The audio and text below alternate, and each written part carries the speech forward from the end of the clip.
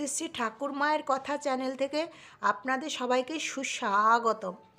ওং স্থাপকায় চ ধর্মস্য সর্বধর্মস্বরূপিণে অবতার বরিষ্ঠায় রামকৃষ্ণায় তে নমঃ নম। নবম পরিচ্ছেদ, চতুর্থ দর্শন। জং লব্ধা চাপরং লাভং মন্যতে নাধিকং তত যস্মিং স্থিত ন দুঃখেন গুরুনাপি বিচল্যতে। গীতা 6:22। নরেন্দ্র, ভবনাথ প্রভৃতির সঙ্গে আনন্দ। তাহার পরদিনই ছুটি ছিল। বেলা 3টার সময় মাস্টার আবার আসিয়া উপস্থিত। ঠাকুর শ্রীরামকৃষ্ণ সেই পূর্ব পরিচিত ঘরে বসিয়া আছেন। মেঝেতে মাদুর পাতা। সেখানে নরেন্দ্র, ভবনাথ আরও 2-1 বসিয়া আছেন। কয়টি ছোকরা, 19-20 বৎসর বয়স। ঠাকুর সহাস্য বদন, ছোট তক্তপোশের উপর বসিয়া আছেন, আর ছোকরাদের সহিত আনন্দে কথাবার্তা কহিতেছেন। মাস্টার ঘরে প্রবেশ করিতেছেন দেখিয়াই ঠাকুর উচ্চ হাস্য করিয়া ছোকরাদের বলিয়া উঠিলেন, ওই রে আবার এসেছে বলিয়াই হাস্য। সকলে হাসিতে লাগিল। মাস্টার আসিয়া ভূমিষ্ঠ হইয়া প্রণাম করিয়া বসিলেন। আগে হাত জোর করিয়া দাঁড়াইয়া প্রণাম করিতেন, ইংরেজি পড়া লোকেরা যেমন করে, কিন্তু আজ তিনি ভূমিষ্ঠ হইয়া প্রণাম করিতে শিখিয়াছেন। তিনি আসন গ্রহণ করিলে শ্রীরামকৃষ্ণ কেন হাসিতেছিলেন তাই নরেন্দ্রাদি ভক্তদের বুঝাইয়া দিতেছেন। দেখো, একটা ময়ূরকে বেলা 4টের সময় আফিং খাইয়ে দিচ্ছিল। তার পরদিন ঠিক 4টের সময় ময়ূরটা উপস্থিত। আফিমের মৌতার ধরেছিল, ঠিক সময়ে আফিং খেতে এসেছে। সকলের হাস্য।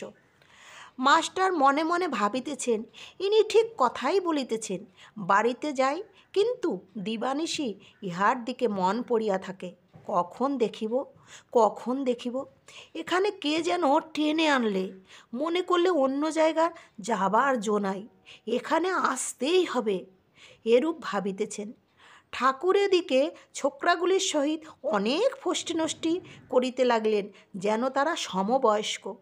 হাসির লহরী উঠিতে লাগিল, যেন আনন্দের হাট বসিয়াছে। মাস্টার অবাক হইয়া এই অদ্ভুত চরিত্র দেখিতেছেন। ভাবিতেছেন, ইহারই কি পূর্বদিনে সমাধি ও অদৃষ্টপূর্ব প্রেমানন্দ দেখিয়াছিলাম? সেই ব্যক্তি কি আজ প্রাকৃত লোকের ন্যায় ব্যবহার করিতেছেন? ইনি কি আমার প্রথম দিনের উপদেশ দেওয়ার সময় তিরস্কার করেছিলেন? ইনি কি আমায় তুমি কি জ্ঞানী বলেছিলেন? ইনি কি সাকার নিরাকার এই 2 সত্য বলেছিলেন? ইনি কি আমায় বলেছিলেন যে ঈশ্বরই সত্য আর সংসারের সমস্তই অনিত্য? ইনি কি আমায় সংসারের দাসীর মতো থাকতে বলেছিলেন? ঠাকুর শ্রীরামকৃষ্ণ আনন্দ করিতেছেন ও মাস্টারকে একবার দেখিতেছেন। দেখিলেন তিনি অবাক হইয়া বসিয়া আছেন। তখন রামলালকে সম্বোধন করিয়া বলিলেন, দেখ, এর একটু উমের বেশি কিনা, তাই একটু গম্ভীর। এরা এত হাসি খুশি করছে, কিন্তু ও চুপ করে বসে আছে। মাস্টারের বয়স তখন 27 বৎসর হইবে। কথা কহিতে কহিতে পরম ভক্ত হনুমানের কথা উঠিল। হনুমানের পট একখানি ঠাকুরের ঘরের দেওয়ালে ছিল। ঠাকুর বলিলেন, দেখ, হনুমানের কি ভাব। ধন মান দেহসুখ কিছুই চায় না, কেবল ভগবানকে চায়। যখন স্ফটিক স্তম্ভ থেকে ব্রহ্মাস্ত্র নিয়ে পালাচ্ছে, তখন মন্দাদরি অনেক রকম ফল নিয়ে লোভ দেখাতে লাগলো। ভাবলে ফলের লোভে নেমে এসে অস্ত্রটা যদি ফেলে দেয়, কিন্তু হনুমান ভুলবার ছেলে নয়। আজকের মতো এটুকুই। শ্রী শ্রী রামকৃষ্ণ কথামৃত নিয়ে আপনাদের সম্মুখে হাজির হব পরবর্তী প্রচ্ছদে। আমি অনুরোধ করছি যে আমার সমস্ত খণ্ডগুলি শুনতে চ্যানেলটিকে সাবস্ক্রাইব করুন, লাইক করুন, কমেন্ট করুন, শেয়ার করুন। নমস্কার। জয় ঠাকুর, জয় শ্রীমা, জয় স্বামীজি মহারাজ।